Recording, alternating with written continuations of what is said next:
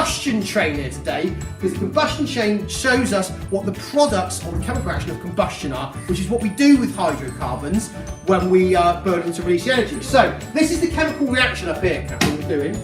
We're taking a hydrocarbon, and in this case it's just our candle there. Look, that candle wax in there, that's just an example of a hydrocarbon. So we're going to burn some candles there.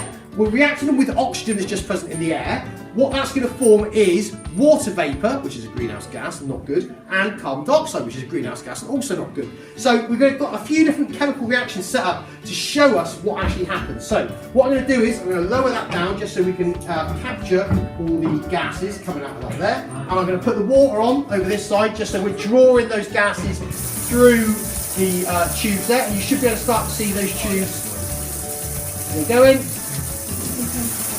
There we go, starting to bubble there as they draw the gas. So that's it, close up, action shot. So you can start to see they're bubbling out. So the first thing we've got over here, in this tube, over here, is cobalt blue paper. And we can already start to see that that cobalt blue paper is starting to go a pink colour.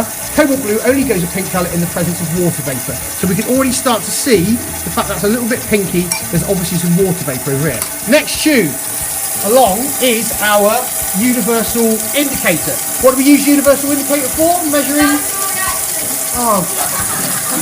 What do we use universal indicator for? Checking out the pH of stuff.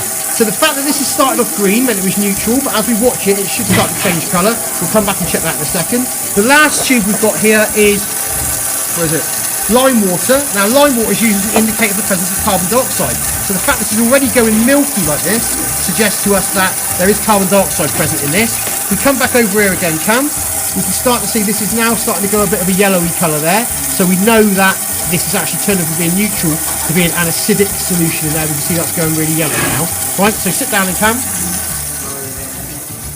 So, burning hydrocarbons, which are crude oils made out of hydrocarbons, made out of hydrogen and carbon, burning those or carrying out combustion with oxygen produces for us water vapour, which is a greenhouse gas, which is shown by the cobalt blue paper. It has turned this solution acidic, which means that when that carbon dioxide dissolves in the sea, it's making the sea more acidic and damaging coral reefs and whatnot. And last of all, we've got our lime water, which started off, clear and colourless. Now it's gone this milky colour because we've got a reaction between the carbon dioxide and the stuff in there, and that's producing calcium carbonate. That's gone milky, telling us there's carbon dioxide in the water as well. Stop that.